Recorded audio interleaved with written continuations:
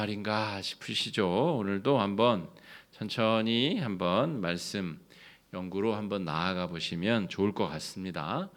먼저 마음을 딱 드셔야 될 것은 무엇이냐면 어려운 내용이 전혀 아니다. 그리고 이미 7번째 대접이 부어지고 나서 악한 세력에 대한 심판이 이루어졌고 그 심판의 의미에 대해서 지금 천사가 요한에게 설명하는 내용입니다. 차근차근 설명해 드릴 테니까 겁내지 마시고 따라와 보시면 다 이해할 수 있습니다. 먼저 우리 요한계시록의 전체 주제 한번 읽고 시작하겠습니다. 시작. 악의 세력에 대한 심판, 하나님 백성의 구원. 더 짧게 요약하면 심판과 구원 이렇게 기억하셔도 되고, 저 이단 사이비가 와가지고 막 요한계시록 뭐 강의 들으러 가자, 요한계시록 이런 거 아니야 뭐 이렇게 얘기하면 심판과 구원이다 얘기하고 썩 물러가라고 그렇게 얘기하시면 됩니다. 심판과 구원 좀 더 자세히 이야기하면 하나님을 배반하고 하나님의 이름에 먹칠을 하는 악한 세력, 자신의 세력을 넓히려고 하는 이 악한 영에 대한 심판, 그 졸개들에 대한 심판과 하나님을 꿋꿋이 믿고 환난과 핍박 가운데서 믿음을 지키는 하나님의 백성들에 대한 구원의 이야기다. 그러니까 얼마나 기대가 되고 좋은 이야기예요. 결과를 다 알고 우리가 우리에게 임하는 고난을 보고 있는 거죠. 이중적인 계시인데 이미 사도 요한의 그 인생 말미에 이미 주후 90년, 100년 그 사이에 있었던 역사적인 일이 있었던 기록이고 우리가 앞으로 마주하게 될 인류 종말 혹은 개인적 종말 삶에 있어서 우리에게 벌어질 일이다 할 수 있겠습니다. 17장, 18장은 이 악한 세력을 상징하는 음녀 혹은 바벨론 다 같은 표현인데 이 음녀에 대한 멸망에 대한 기록이고요. 19장은 이제 어린 양 예수님과 교회 혹은 성도를 상징하는 이 어린 양의 혼인잔치가 이제 펼쳐지는 내용입니다. 그리고 20장, 21장, 22장 새 하늘과 새 땅이 펼쳐지고 열리는 내용이 쭉 기록되고 있습니다. 자, 그래서 오늘 지난주에 이제 4절까지의 말씀을 살펴봤고요. 음녀가 무엇이냐? 음녀의 실체에 대해서 우리가 살펴봤고 오늘은 이제 그 음녀가 정말 어떤 존재인가 그리고 18장에 어떻게 멸망하게 되는가를 우리가 살펴보겠습니다. 5절 말씀 한번 같이 읽어보겠습니다. 시작. 그의 이마에 이름이 기록되었으니 비밀이라 큰 바벨론이라 땅의 음녀들과 가증한 것들의 어미라 하였더라. 이 음녀의 이마에 이름이 기록되어져 있었다라고 하는 것입니다. 그런데 그것이 비밀이고 큰 바벨론이라 땅의 음녀들과 가증한 것들의 어미라 하였더라. 음녀의 이마에 새겨진 이름은 당시에 이 로마 제국의 통치하에서 여러 종류의 낙인들이 있었습니다. 노예들도 얼굴에 그 주인의 낙인을 흉하죠. 이게 불도장을 찍으면 지워지지도 않는 낙인이 새겨집니다. 도망한 종이라든지 도망한 노예가 이마에 낙인을 새기기도 하고 또 몸을 파는 창녀들이 그 창녀의 포주들이 있을 거 아니에요. 그 포주들이 정말 포악하게 여기다가 주인의 이름을 새기는 일들도 있었습니다. 그러니까 지금 우리가 살아가고 있는 민주화된 인권이 보장되는 이런 세상을 상상하면 안 되고요. 지금으로부터 2000여 년 전에 로마 제국 하에서 사람이 사람을 짐승처럼 부리던 시대에 자신의 물건과 같은 노예의 이마에 이름을 흔하게 새기던 시대에 이 음녀의 이마에 새겨진 이름을 지금 비유로 덧대어 이야기를 하고 있다는 것입니다. 그 음녀의 이마에 이름이 쫙 쓰여졌는데 그것이 비밀이라는 것이죠. 비밀이다. 왜 비밀일까요? 실상과는 다른 감추어진 의미가 있다는 게 비밀 아닙니까?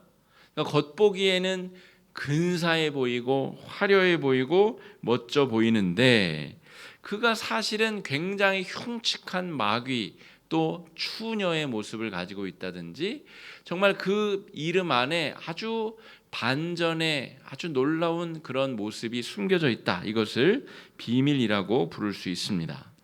자, 그래서 우리가 지난주에 살펴본 내용에도 이 여인이 아주 화려한 옷을 입고 멋지게 꾸미고 멋지게 화려한 모습을 하고 있으나 그 실상은 추하고 더러운 음녀, 악녀의 모습을 하고 있었다는 것처럼 이 이름에도 비밀이 숨겨져 있다라고 하는 것이죠. 바벨론, 땅의 음녀들과 가증한 것들의 어미다라고 하는 것이죠. 그러니까 딱 이거를 잡으면 아주 좋을 것 같은데 그래서 딱 잡았더니 신기루처럼 사라지고 그것이 오히려 우리를 족쇄로 붙잡아서 사지로 우리를 끌고 가게 되었다. 요즘에 20대, 30대들이 투자 광풍이 불었고 지금도 불고 있습니다. 코인, 주식 투자. 그래서 월급쟁이들도 그렇고 장사를 하는 사람들, 젊은 사람들, 특별히 20대, 30대의 청년들이 주식으로 어떻게 하면 한 번에 돈을 왕창 벌 수 있을까? 그 고민에 아주 골몰한 시대를 지금 살고 있습니다. 지금 테슬라라고 하는 미국의 자동차 업체 주가가 4분의 1 토막이 나면서 그 주식에 투자했었던 사람들 완전히 지금 큰 어려움과 고난에 빠졌습니다. 집에 투자한 사람들 좀 이자율이 높아지면서 이자를 갚는데 허덕이고 있습니다. 그런데 이 시대가 우리 젊은 시대에게 아무리 노력해도 정규직 직장, 안정된 삶의 자리가 보장이 되지 않으니까 젊은이들이 어떻게 하면 단번에 한 번에 이 위기를 극복할 수 있을까? 이 시대가 젊은이들을 그렇게 몰아가게 만든 거죠. 막 주식을 투자해가지고 남다르게 투자해서 치고 빠지는 투자를 통해서 안정된 재원을 확보하는 것.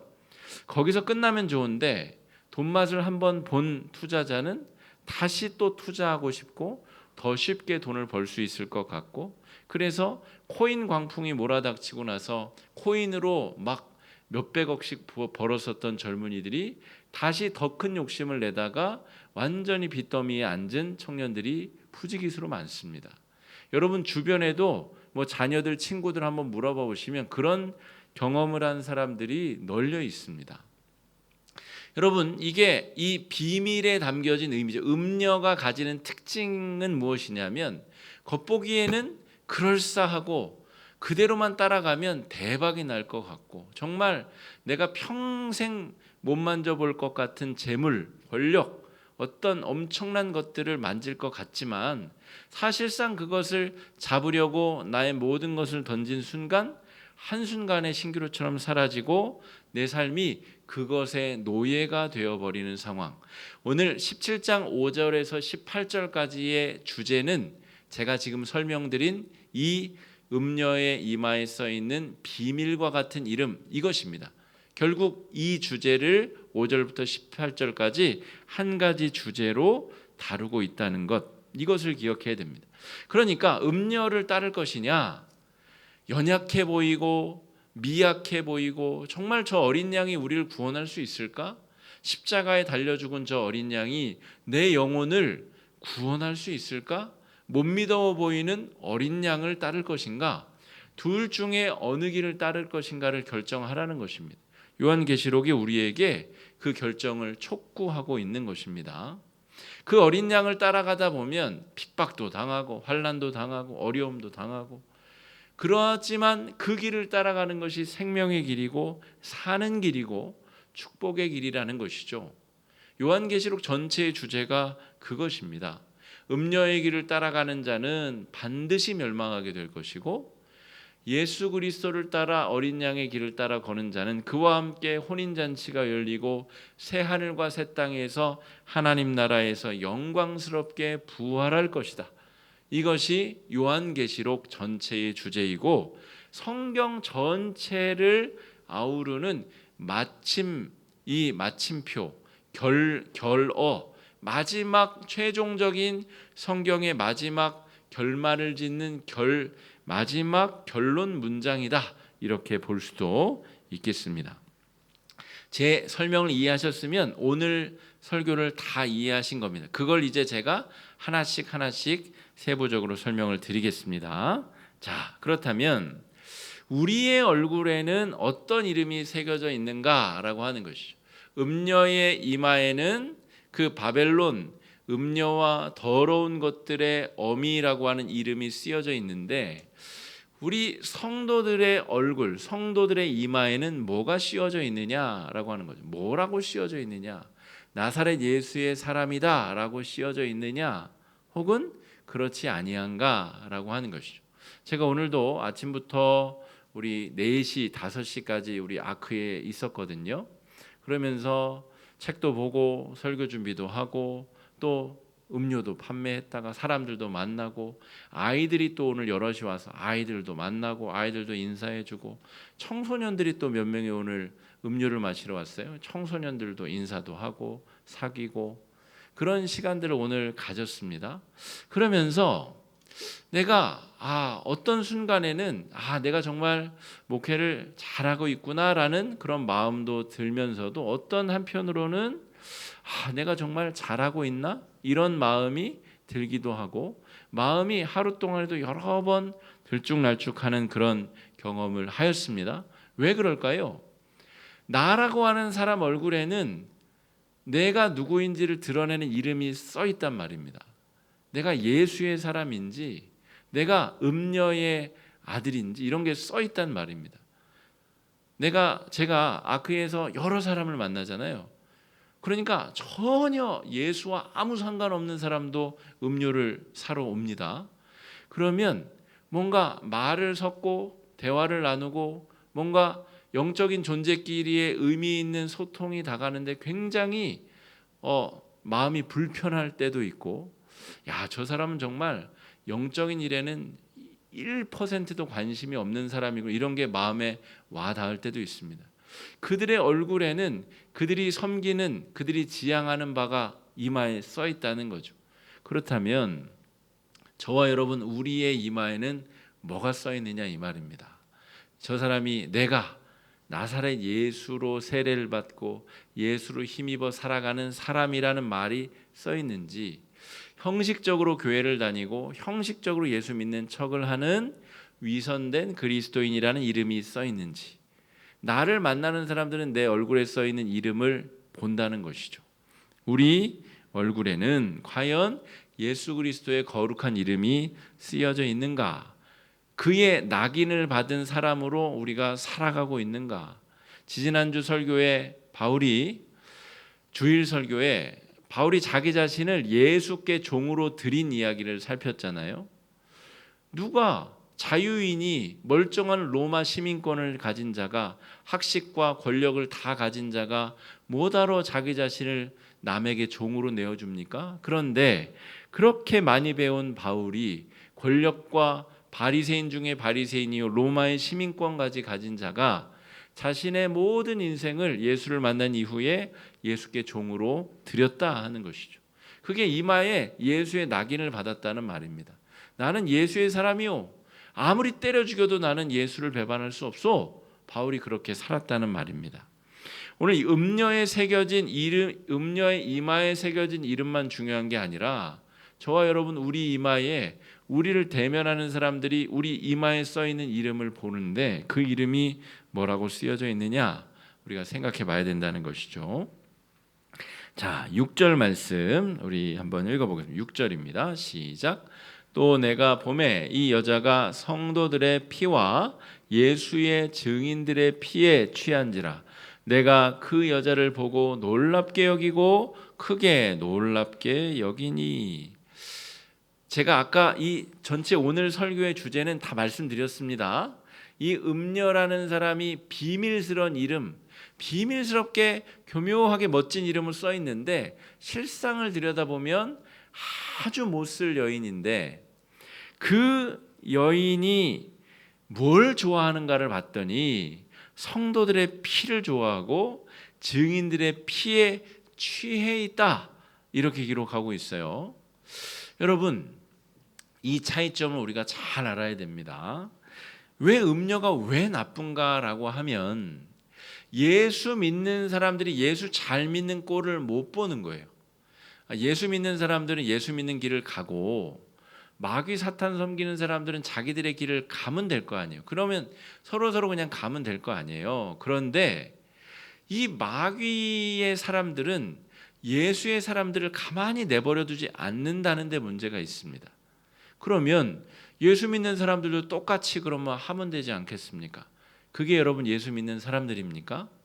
그래서 문제가 벌어지는 것입니다. 한쪽은 죽어라고 공격하고 때리고 핍박하는데 한쪽은 가만히 막고 있을 수밖에 없는 것.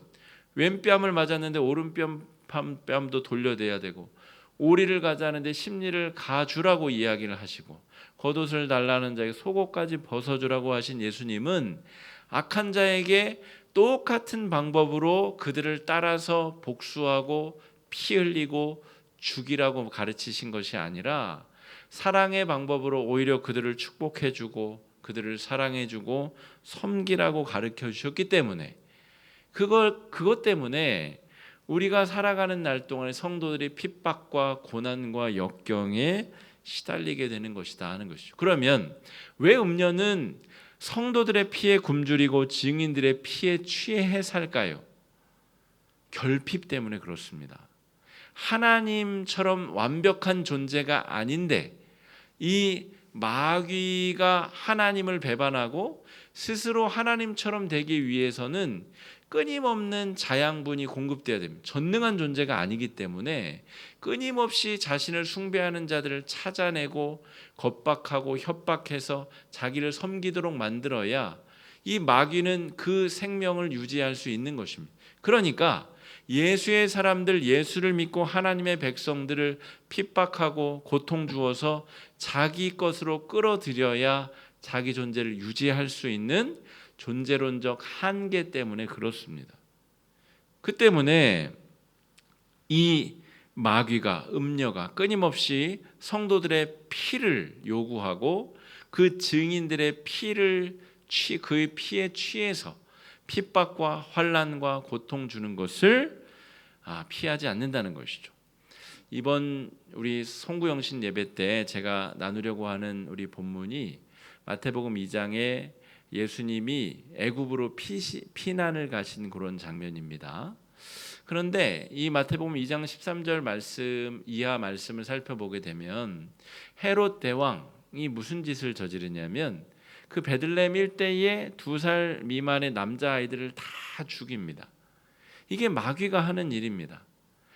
예수님을 두려워해서 구세주 구원자가 태어나는 것을 방해하고자 사람들을 죽이고 겁박하고 핍박하고 그 수많은 아이들을 죽이는데 눈 하나 깜짝하지 않는 것이 마귀의 실체라는 것이죠. 나의 만족과 나의 행복을 위해서는 다 죽어도 상관없다는 거예요. 나만 괜찮으면 된다는 거예요. 그 마귀의 세력과 하나님의 백성들이 지금 싸우고 있는데, 그러면 예수님이, 악이 예수님이지만 허허 이거 봐라, 헤롯 이놈 봐라, 예수님이 갑자기 권능을 발하셔서 헤롯 대왕이 딱 목이 꺾어져 죽으면 되잖아요. 그러면 베들레헴 수많은 남자아이들이 살 것 아니에요. 근데 왜 예수님이 애굽으로 피난을 가셔야 돼요? 그것이 성도들이 핍박을 당하는 이유, 고난을 당하는 이유라는 것입니다. 이거는 송구영신 예배 때 나눠야 될 말씀인데, 어쨌든 그러니까 지금 음녀가 하는 짓이 인류 역사상 계속해서 반복되어서 벌어졌었던 일이다 하는 것입니다. 자, 그런데 이 6절 하반절을 보게 되면 노란 글씨로 이렇게 쳐놨죠. 내가 그 여자를 보고 놀랍게 여기고 크게 놀랍게 여겼다. 지금 이 여자는 이 괴상하게 생긴 붉은빛 짐승을 타고 있는 여인입니다. 1, 2, 3, 4절의 그 내용을 살펴봤죠. 아주 이 흉악하게 좀 매력적인 것처럼 보이지만 아주 그 음란함을 감추고 있던 여인이 흉악한 짐승을 타고 있는 모습이에요. 그런데 이것을 보고 요한이 기이하게 여겼다, 놀랍게 여겼다라고 하는 거예요. 그러니까 뭔가를 봤다는 말이죠. 어떤 특이한 현상을 보고 요한이 놀랐다는 말입니다. 심상치 않아 보이는 음녀와 붉은빛 짐승과의 관계에 대해서 요한이 뭔가 알아차린 거예요.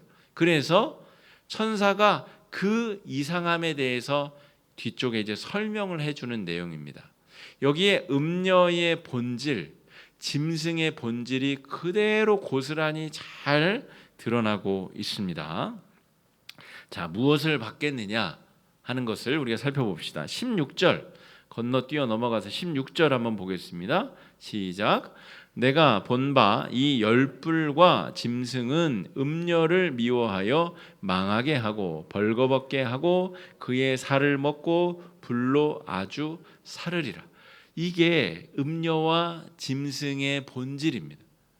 음녀가 짐승을 타고 있다 그랬죠.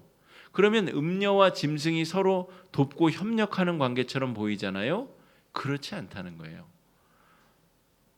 그 어떤 목적을 이루기 위해서 서로 뜻을 합하고 있는 것처럼 보이지만 기회만 있으면 뜯어먹고 잡아먹고 죽이고 서로 그런 관계라는 것입니다. 그런데 매력적인 간판을 가지고 야, 우리한테 와. 그러면 힘을 줄 거야. 돈을 줄 거야. 권력을 줄게.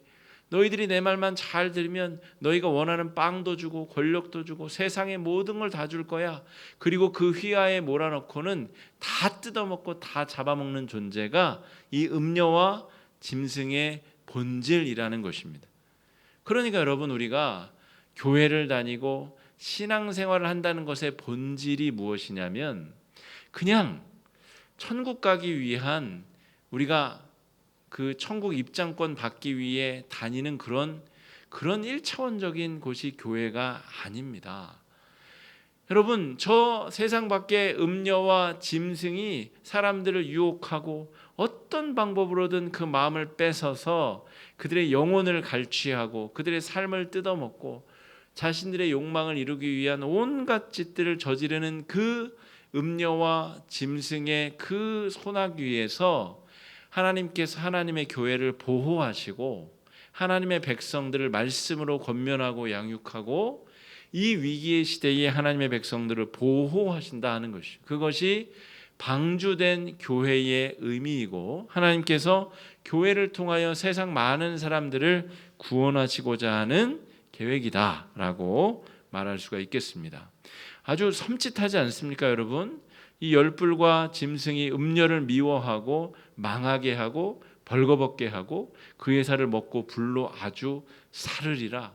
아주 둘이 원수지간이면서도 다른 사람들을 유혹하기 위해서 지금 마치 하나인 것처럼 뜻을 합하고 있는 것처럼 짐승을 잘 조정하고 있는 것처럼, 그러나 그렇지 않다는 것이죠. 여러분, 이것이 무저갱 혹은 지옥의 본질이라고 볼 수가 있겠습니다. 사랑이 아닌 욕망 위에 세워진 이용하고 착취하는 관계가 바로 이 마귀와 사탄, 음녀와 그 졸개들의 관계다라고 하는 것이죠. 여러분, 영화 같은 데서 보면 조직폭력배들 이야기가 막 나올 때가 있잖아요. 멋있어 보이고 의리가 있어 보이는 것처럼 보이지만 실상은 딱 위기에 처하면 서로 배반하고 밀고 하고 팔아먹고 칼로 찌르고 죽이고, 여러분, 사랑의 관계로 맺어지지 않으면 욕망과 목적을 추구하기 위해 모인 관계는 결국에 이런 특징들을 보이게 된다 하는 거예요. 그 지옥의 끝이 바로 음녀와 그의 짐승들과의 관계다라고 볼 수가 있겠고, 이들이 최선을 다해서 하고 있는 노력이 무엇이냐면 사람의 마음을 훔치고 성도들을 핍박하고 겁박주고 협박하여서 그들의 마음을 빼앗는 것이 이 마귀들의 목적이다라고 하는 것입니다. 자, 8절 말씀도 한번 읽어보겠습니다. 8절입니다. 시작. 내가 본 짐승은 전에 있었다가 지금은 없으나 장차 무저갱으로부터 올라와 멸망으로 들어갈 자니 땅에 사는 자들로서 창세 이후로 그 이름이 생명책에 기록되지 못한 자들이 이전에 있었다가 지금은 없으나 장차 나올 짐승을 보고 놀랍게 여기리라. 말은 어려운 말인데요. 이 짐승이 음녀가 이 세상에 힘이 있었다가 없었다가 아주 제한된 힘을 가진 적도 있었고, 그런데 그것이 마치 전능한, 마치 공작새가 꼬리를 막 활짝 펴가지고 자신이 대단한 존재인 것처럼 그렇게 화려하고 멋지게 거대한 짐승인 것처럼 보이지만 사실은 아주 작은 몸뚱이를 가진 새에 불과하다는 것. 그들이 정말 대단하고 영속적인 힘과 권한을 가진 것 같으나 그렇지 아니한 존재라는 것입니다. 그러면 하나님, 왜 성도들 이렇게 힘들게 하십니까? 이 악한 권세들 태초부터 그냥 싹쓸이 하시면 우리가 이렇게 환난 당할 일도 없고 어려움 당할 일도, 유혹 당할 일도 없지 아니하지 않겠습니까? 여러분, 그건 오늘의 주제는 아닙니다만 어쨌든 하나님께서 우리에게 바라시는 것은 선택하는 것입니다. 사랑 쪽을 선택하는 것, 하나님이 기뻐하시는 쪽을 선택하는 것. 에덴 동산에도 생명나무가 있었고 선악을 알게 하는 나무가 있었잖아요. 생명나무뿐입니까? 수천 억만 그루의 다른 과실을 맺는 나무들이 있었는데 유독 딱 한 그루 나무만 금하셨는데 그것을 결국 인간이 선택하지 않습니까? 하나님이 하나님을 사랑하는 쪽을 자발적으로 선택하기를 바라는 그 마음을 우리가 너무 잘 몰라드리고 있는 것이 아닌가 싶습니다. 여러분, 악이 존재하나 악이 우리에게 줄 수 있는 것은 아주 작은 것에 불과한데 우리가 그 작은 곳에 눈이 팔리고 그 작은 것만 있으면 내가 하나님 따위 없어도 행복할 것이라는 착각 속에 결국 음녀의 길을 따라가고 있는 우리들의 모습을 오늘 요한계시록 17장을 통해서 우리가 발견할 수 있어야 되겠다 하는 것입니다. 그래서 여러분, 아까 우리 음녀의 이마에 써 있는 이름 있잖아요. 그 이름에 처음에 뭐라고 그랬죠? 비밀이라 그랬죠. 비밀. 이것이 비밀입니다. 보암직해 보이는 비밀.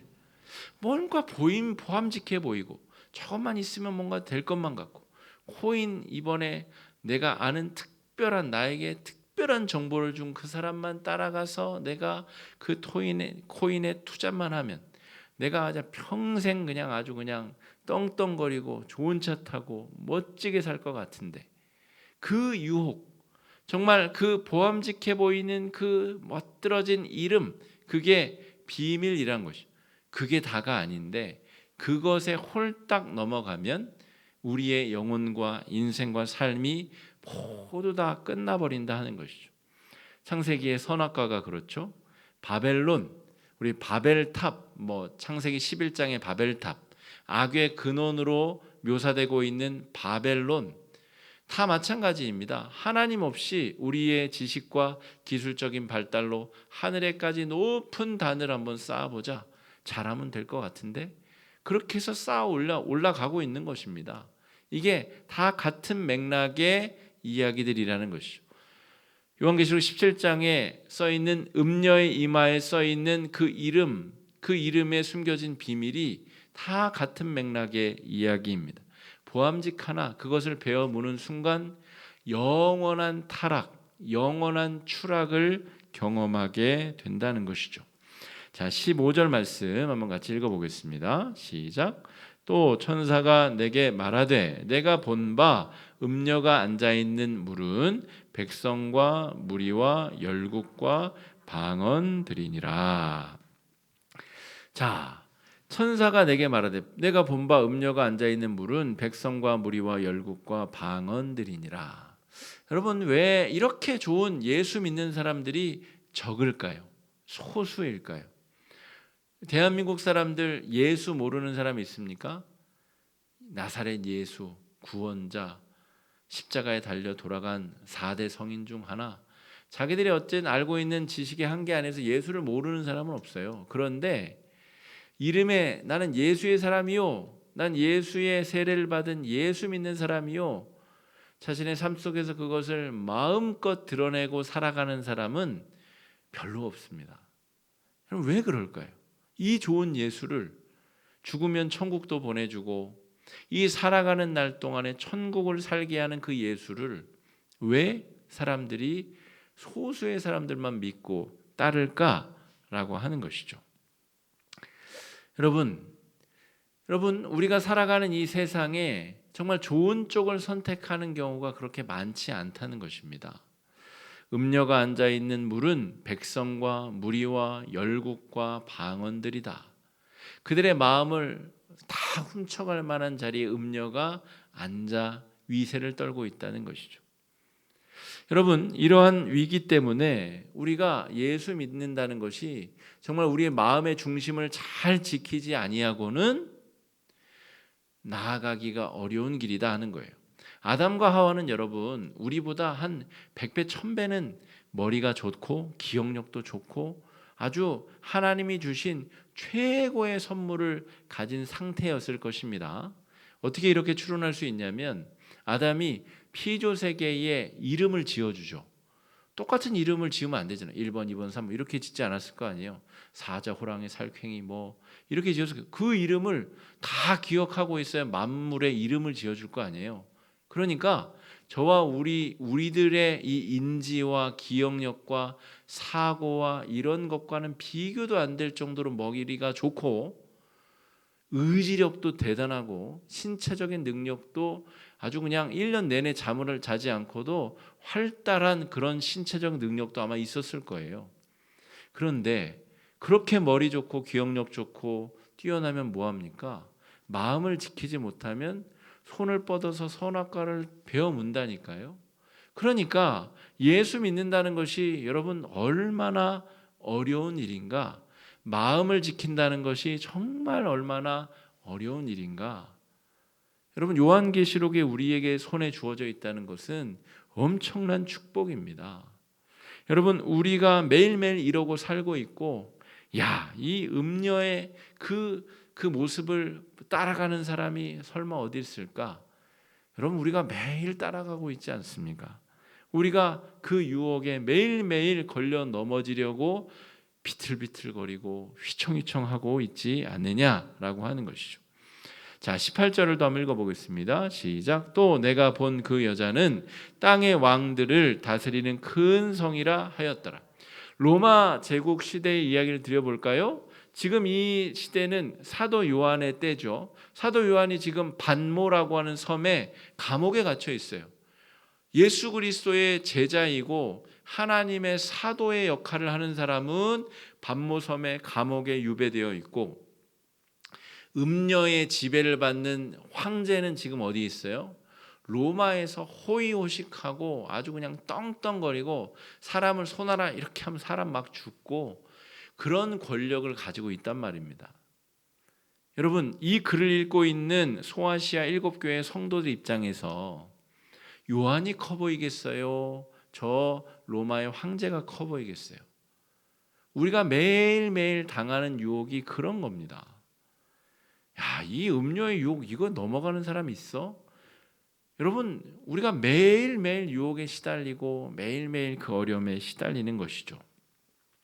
자, 이 붉은빛 짐승과 음녀와의 관계는 우리 주변에서 쉽게 우리가 발견할 수 있습니다. 학교 안에서 벌어지는 집단 따돌림, 폭력 이런 거 있잖아요. 이 정말 서로 자기들끼리 막 돕고 협력하고 하는 것 같은데 그게 남을 괴롭히는 일이고 죽이는 일이고 곤란에 빠뜨리는 일이고 뇌물을 주고받는 공직자와 기업인들 이런 관계입니다. 붉은빛 짐승과 음녀와의 관계. 서로 공생하는 것 같은데 수틀리면 그 서로 잡아먹지 못해서 안달을 나고 서로 등에 칼을 꽂는 관계. 여러분 우리가 살아가는 시대에 이러한 관계들이 얼마나 많이 있고 그 관계들이 우리도 그 일에 동참하도록 얼마나 쉽게 자주 우리를 유혹하냐 말입니다.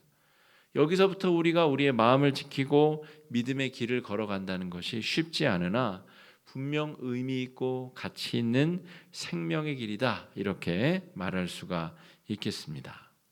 여러분 그래서 오늘 17장의 주제의 말씀이 뭐냐면 영적 식별을 할 수 있어야 되는데 예를 들어서 저게 사랑으로부터 말미암는 것인가 아니면 욕망으로 말미암은 것인가를 구별할 수 있어야 됩니다. 우리를 유혹하는 어떤 사람이 있어요. 그런데 뭐 좋은 투자처가 있다. 좋은 어떤 뭘 소개해 주겠다. 근데 정말 그게 사랑으로부터 말미암은 것인지 아니면 그 사람의 욕망으로부터 말미암은 것인지 혹은 내 욕망을 자극해서 자기의 욕망을 채우려고 하는 것인지를 분별할 수 있어요. 이게 영적 식별입니다. 영적 식별이 별게 아닙니다, 여러분. 막 신령한 능력을 가지고 막 2시간 기도하면 하늘에서 응답이 뚝 떨어지는 게 아닙니다. 요한계시록 17장에 영적 식별의 기준이 써 있잖아요. 사랑이냐 사랑이 아니냐, 이게 식별의 기준입니다. 이걸 구별하지 못하면서 내가 20년 예수를 믿었고 성경을 뭐 100독을 했고 그게 무슨 소용입니까? 아무것도 구별하지 못하는데 성경을 100번 읽은 게 무슨 소용입니까? 우리 앞에 어떤 결정을 해야 될 때, 식별을 해야 될 때 사랑으로부터 말미암았는가 그것이 아닌가를 구별하는 것이 첫 번째 방법이다 하는 것이죠. 우리 아까 권사님이 베트남 비전 트립 팀 이야기를 하셨는데요. 우리 팀 11명 중에 7살 어린이도 있고 8살 어린이도 있고 84세 어르신도 계십니다. 굉장히 저는 놀라운 팀이라고 보는데 이 팀이 가기로 결정을 하는 결정의 계기, 이것도 식별이 필요한 거죠. 베트남 비전 트립 광고가 나왔는데 가야 되나 말아야 되나. 그 결정을 할 때 나한테 참가비가 있나 없나, 그게 결정의 기준이 되면 안 됩니다.